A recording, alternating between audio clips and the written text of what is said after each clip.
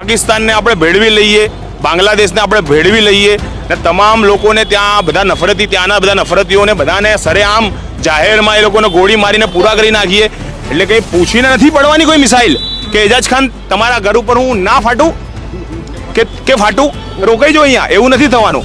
એટલે જો મિસાइल आवश्य तो हमारे ऊपर ही पड़वानी है. तो हमारे मुस्लिम और हम लोग तैयार है देश की सेवा में अपनी जान निछावर करने के लिए भी और अंदर घुस के पाकिस्तान में घुस के मारने के लिए भी. તમે અમારું લોહી આમ અમારી નસો કાપીને જોશો તો અંદર ભારતની જ વાત નીકળશે.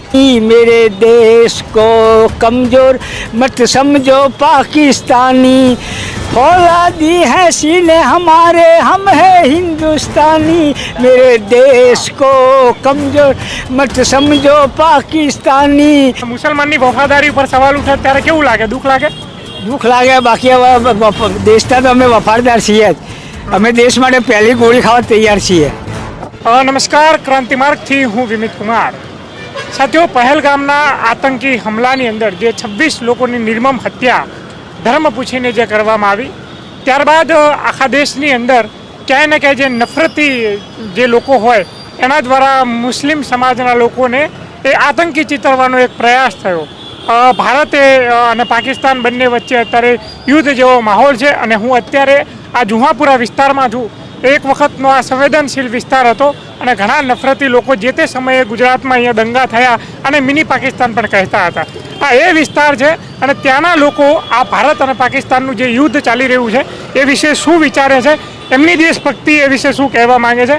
આપણી સાથે એજાજ ખાન પઠાણ છે જે અહીંના સામાજિક આગેવાન છે. એજાજભાઈ, શું કહેશો? ભારત પાકિસ્તાનનું યુદ્ધ ચાલી રહ્યું છે, જુહાપુરાના વિસ્તારના જે મુસ્લિમ સમુદાયના લોકો શું કહેવા માંગે છે આ બાબત?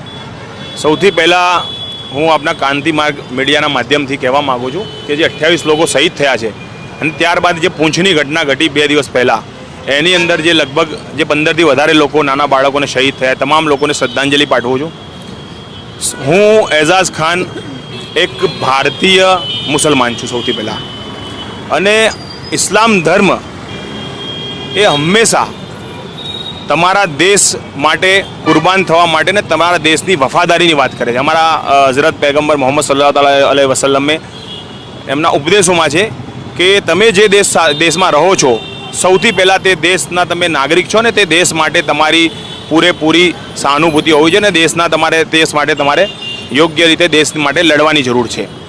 હવે વસ્તુ એવી છે કે આપણે જોઈ રહ્યા છીએ કે યુદ્ધ જેવો માહોલ થઈ રહ્યો છે. પાકિસ્તાને ખૂબ જ કાયરના જે હરકત કરી છે અને દેશની સેના દ્વારા અને દેશની સરકાર દ્વારા જે પગલાં લેવામાં આવ્યા એની અંદર જે પાકિસ્તાન પર હુમલો કરવામાં આવ્યો, એટલે ખૂબ સારું કામ કરવામાં આવ્યું આ બાબતને લઈને. અને એ બાબતને આખો દેશ આજે પણ દેશની સાથે છે.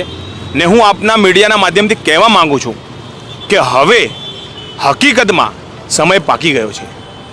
દેશભક્તિની જે વાતો થતી હતી એ દેશભક્તિને સાબિત કરવાનો સમય આવી ગયો છે.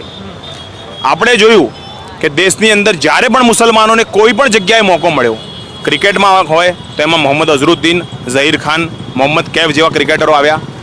ત્યારબાદ આપણે જોયું કે જ્યારે સાયન્ટિસ્ટની વાત હોય તો અબ્દુલ કલામ આઝાદ આવ્યા. એવા તમામ ક્ષેત્રે જ્યાં તમે જોયું ત્યાં. ને હાલમાં જે સેનાનો જે યુદ્ધ અભિયાન પાકિસ્તાન ઉપર જે હુમલો કરવામાં આવ્યો, એ હુમલાની અંદર પણ મુસ્લિમ મહિલા સોફિયા કુરેશી તેનો ખૂબ મોટો રોલ હતો. એટલે જ્યારે પણ મુસ્લિમોને મોકો મળ્યો છે ત્યારે મુસ્લિમોએ દેશભક્તિ બતાવવા માટે હંમેશા આગળ વધીને દેશ માટે કામ કરવાની કોશિશ કરી છે. એટલે હું ફરી એકવાર કહેવા માગું છું, હવે મોકો પાકી ગયો છે. સોશિયલ મીડિયા પર વાતો કરવાવાળા ઘણા લોકો હશે, લોકો મારા ઉપર બ્લેમ કરે છે, પણ આજે જો દેશને જરૂર હોય તો હું કહેવા માગું છું આપના મીડિયાના માધ્યમથી કે એજાજ ખાનની જરૂર પડે જ્યાં કંઈ પણ, તો અમારા માનનીય પ્રધાનમંત્રી, ગૃહમંત્રી અને દેશની સેના અને દેશની પોલીસ જ્યાં અમને કે ત્યાં અમે છાતી પર ગોળી ખાવા માટે પણ તૈયાર છીએ અને પાકિસ્તાન સામે ગોળી ચલાવવા માટે પણ તૈયાર છીએ.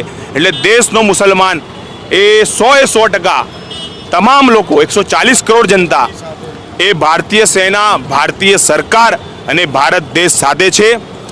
હિન્દુસ્તાન જિંદાબાદ હતું, હિન્દુસ્તાન જિંદાબાદ છે અને હિન્દુસ્તાન ઇન્શાઅલ્લાહ જિંદાબાદ રહેશે.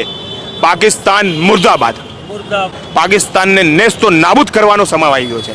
પાકિસ્તાન તો ઇસ્લામિક કન્ટ્રી છે એવું કહેવામાં આવે છે. જો ઇસ્લામિક કન્ટ્રીઓ દુનિયાની અંદર તમામ જગ્યાઓ પર મુસલમાન ધર્મને માનવાવાળા લોકો છે, પણ સૌથી મોટી વસ્તુ છે કે જે મુસલમાન ધર્મને જે લોકો માને છે અને અમારા જે પૈગંબર હઝરત મોહમ્મદ સલ્લલ્લાહુ અલૈહિ વસલ્લમે જે વાત કરી છે એમની વાતની અંદર સૌથી પહેલા વસ્તુ એ છે કે તમે જે દેશમાં રહો છો એ દેશને વફાદાર રહેવું ખૂબ જરૂરી છે. સૌથી પહેલાં તમારી દેશની વફાદારી જરૂરી છે. મુસલમાન હું છું, પણ હું જે દેશમાં રહું છું મારા નબીએ જે મને બતાવ્યું છે, જેમને હું ફોલો કરું છું, જેમનો હું ફોલોવર છું, એમની વાત પણ મારે માનવાની છે. અને હું ભારત દેશમાં રહું છું અને હું ભારત દેશનો મુસલમાન છું, મને એ વાતનો ગર્વ છે. મજહબ પહેલા કે દેશ પહેલા? મજહબ અને દેશ મારી માટે બે આંખ સમાન છે. તમે એમ કહો કે એજાજ ખાન તમારી એક જમણી આંખ ફોડી નાખીએ કે તમારી ડાબી આંખ ફોડી નાખીએ, તમે કઈ આંખ ફોડવા માટે તૈયાર છો? હું તમને જ સવાલ કરું છું, તમે તમારી કઈ આંખ ફોડવા માટે તૈયાર છો? એટલે મારા માટે મારો મજહબ બી મારો એક આંખ છે અને મારો દેશ એ મારી બીજી આંખ છે. એટલે હું મારો મજહબ શીખવે છે કે દેશને વફાદાર રહીને તમારે શહાદત આપવી પડે તો શહીદ થવા માટે પણ તૈયાર રહેવાની જરૂર છે. ને પાકિસ્તાનને ફરી એકવાર કહેવા માગું છું કે પાકિસ્તાનની ટોટલ જે આબાદી છે ને એ આબાદી કરતાં મુસ્લિમોની ભારત દેશની આબાદી એ વધારે છે. એટલે પાકિસ્તાનના લોકોએ ભારતના મુસ્લિમોની ચિંતા કરવાની જરૂર નથી. ભારતના મુસ્લિમો સક્ષમ છે. ભારતના મુસ્લિમો અમારા પૂર્વજોએ ફેંસલા લીધા હતા, એ ફેંસલા સક્ષમ હતા. અને 1947થી આઝાદી પહેલાંથી અમે ભારત દેશમાં રહીએ છીએ. આજે પણ ભારત દેશમાં અમે આઝાદ રીતે રહ્યા છીએ. ભારત દેશની હિન્દુ સમાજ, મુસ્લિમ સમાજ, શીખ સમાજ અને ઈસાઈ સમાજ, ચારે જે સમાજના મોટાભાગના જે લોકો છે, તમામ 4 ભાઈઓ છે. હોય ઘરની અંદર નાની મોટી વસ્તુઓ કદાચ થતી હોય, પણ એ બધી વસ્તુઓ જ્યારે ઘર ઉપર લડાઈ થતી હોય ત્યારે એ વસ્તુઓને કોઈ જોતું નથી. જ્યારે 4 ભાઈઓની લડાઈ હોય અંદરની, પણ એ અંદરની લડાઈ કોઈ માન્ય નથી જ્યારે બીજા જોડે લડાઈ હોય, બાજુવાળા જોડે. એટલે જ્યારે પાકિસ્તાન જોડે લડાઈ હોય કે અન્ય કોઈ દેશ જોડે લડાઈ હોય, બાંગ્લાદેશ જોડે લડાઈ હોય, ત્યારે અમે સરકાર સાથે છીએ ને અમે તમામ રીતે તૈયાર છીએ. મુસ્લિમ સમાજ તમામ રીતે તૈયાર છે. ને હું મીડિયાને કહેવા માગું છું કે દેશની અંદર એ લોકો વાતાવરણ ડહોળવાનો પ્રયાસ કરે છે, એનો ભાગ આપણે ના બનીએ. આતંકવાદી એ કોઈને ગોળી મારી, અને આતંકવાદી તો હોય જ છે, પણ એ ગોળી કેવી રીતે મારી, કેમ મારી, ક્યારે મારી, એના શું કારણ હતા, આ બધી પરિસ્થિતિઓ ઊભી કરીને તમે જે માહોલ મીડિયાની અંદર પ્લેટફોર્મ બનાવો છો અને લોકોની અંદર જે ભયનો માહોલ ફેલાવો છો, એ ભયનો માહોલ ફેલાવવાનું બંધ કરો. તમે જઈને પૂછશો, તમે અમારું લોહી આમ અમારી નસો કાપીને જોશો તો અંદર ભારતની જ વાત નીકળશે. ભારત દેશ સિવાય કોઈ બીજી વાત જ નહીં નીકળે. અને હવે કહું છું કે સમય પાકી ગયો છે.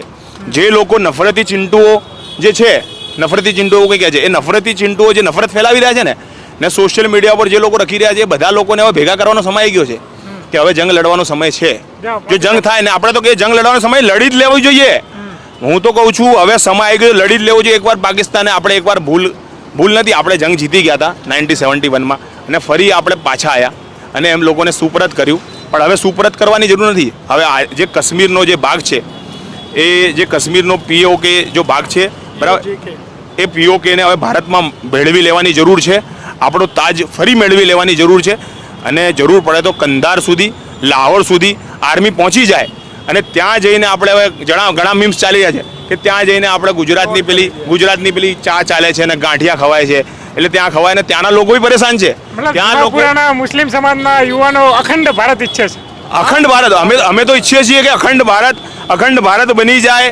પાકિસ્તાનને આપણે ભેળવી લઈએ, બાંગ્લાદેશને આપણે ભેળવી લઈએ ને તમામ લોકોને ત્યાંના બધા નફરતીઓને બધાને સરેઆમ જાહેરમાં એ લોકોને ગોળી મારીને પૂરા કરી નાખીએ ને આખો અખંડ ભારત ફરી જે વર્ષો પહેલાં જે ભારત હતું એવું ભારત ફરી મતલબ ભારત બની જાય. અને તમામ લોકો, તમામ સમાજના, તમામ ધર્મના લોકો આપણે એક સાથે મળીને જ્યારે આપણે એક સાથે મળીને આગળ ચાલીએ, એ જ વાત આપણે કરવા માગીએ છીએ. પણ જે આ નફરતી ચિંટુઓ અને જે મીડિયાના માધ્યમથી જે વાતો કરવામાં આવે છે અને જેવું ફેલાવવામાં આવે છે, એ વસ્તુઓથી હવે બહાર નીકળવાની જરૂર છે. હવે આ નાની રાજકારણ એની જગ્યા ઉપર ઇલેક્શન આવશે, જેને મત આપવો હોય આપે, જે ભાજપને મત આપતું હોય ભાજપને આપે, જેને કોંગ્રેસને મત આપવા કોંગ્રેસને આપે, જેને MIM અસદુદ્દીન અવૈસીને મત આપવા હોય કે બીજી પાર્ટીઓને આપવા હોય આપે. આ કોઈ પાર્ટી પોલિટિક્સ નથી ચાલી રહ્યો. આ આપણા દેશની લડાઈ ચાલી રહી છે, યુદ્ધ ચાલી રહ્યું છે. આપણા દેશના નાગરિકો પર હુમલો થયો, એનો બદલો લેવાનો વખત આવી ગયો છે. ને જો પાકિસ્તાને કાલે એવું મીડિયામાં ચાલતું કે પાકિસ્તાન તરફથી કંઈ પેલા ડ્રોન ઉડાવવામાં આવ્યા અને હુમલો કરવામાં આવ્યો ને આપણા ગુજરાતની બોર્ડર બી ત્યાં છે, તો સૌથી મોટી વસ્તુ એ છે કે જો પાકિસ્તાન તરફથી હુમલો થાય તો કંઈ જુહાપુરાના લોકો, તમે પહેલાં કીધું કે જુહાપુરા કંઈ નામ વાપર્યું, જુહાપુરા જુહાભાઈ ઠાકોરના નામથી જુહાપુરા ફેમસ છે. જુહાભાઈ ઠાકોર એમની જમીનોથી મુસલમાન ભારત દેશના નાગરિક છે અને ભારત દેશમાં રહે છે, પણ આ જે વાતો જે ફેલાવવામાં આવે છે એટલે કંઈ પૂછીને નથી પડવાની કોઈ મિસાઇલ કે એજાજ ખાન તમારા ઘર ઉપર હું ના ફાટું કે ફાટું, રોકાઈ જો અહીંયા, એવું નથી થવાનું. એટલે જો મિસાઇલ આવશે તો અમારા ઉપર પડવાની છે. એટલે અમે પાકિસ્તાન ઉપર અમે તો કહીએ છીએ નરેન્દ્ર મોદી સાહેબને ને અમારા માનનીય ગૃહમંત્રી અમિત શાહ સાહેબને કે હવે મોકો છે, પાકી ગયો છે. જો પાકિસ્તાન ના માને ને તો એ આતંકવાદી પ્રવૃત્તિઓ ચલાવે કઈ રીતે, ત્યાં એને પૂરું જ કરી દો એકવાર. તમામ દેશો અમેરિકા, રશિયા, આપણે મહાસત્તાની લડાઈમાં હવે પહોંચી જ ગયા છીએ ને અમેરિકા, રશિયા ને ચાઇનાને તમામને કહી દો કે હવે લડવાનો સમય છે ને, લડી જ લઈશું. ને આમ બી અમેરિકાએ કીધું છે કે બે લડતા હોય ને મારે વચ્ચે પડવાની જરૂર નથી, ને આમ બી ડરે છે એને કંઈ પડવાની. સૌથી મોટો માર્કેટ જે છે ને 140 કરોડ ભારતીયોનો માર્કેટ છે. તમામ દુનિયાના તમામ લોકોને અહીંયા બિઝનેસ કરવાની જરૂર છે. એટલે અહીંયા તમામ લોકોનો બિઝનેસનો હબ છે. એટલે તમામ લોકો ભારત સાથે આજે ઊભા છે, તમામ દેશના લોકો ઊભા છે. હવે મોકો જ નથી હોવો જોઈએ. હવે જો પાકિસ્તાન ના માને ને આવી જ નાપાક કામ કરતા રહે, એક તરફ નામ પાક ને કામ કરવાના નાપાક, એટલે આ નાપાક કામ કરતા હોય એને દેશમાં નકશામાંથી ઉડાય તો આમ બી બલુચિસ્તાનના લોકો આમ બી બલુચિસ્તાન આઝાદ માગી રહ્યા છે. કાશ્મીરના જે લોકો છે આપણી જોડે આવવા માટે તૈયાર છે. એટલે કાશ્મીર આખું કરી લો ને બલુચિસ્તાન તો મેળવી જ લો, એટલે એ શાંતિ થઈ જાય, આ નાપાક હરકતો બંધ જ થઈ જાય બિલકુલ. ને એને નેસ્તો નાબૂદ નકશામાંથી, જે નકશો છે ને દુનિયાના નકશામાંથી પાકિસ્તાનને જ હટાવવાની જરૂર આવી ગઈ છે હવે.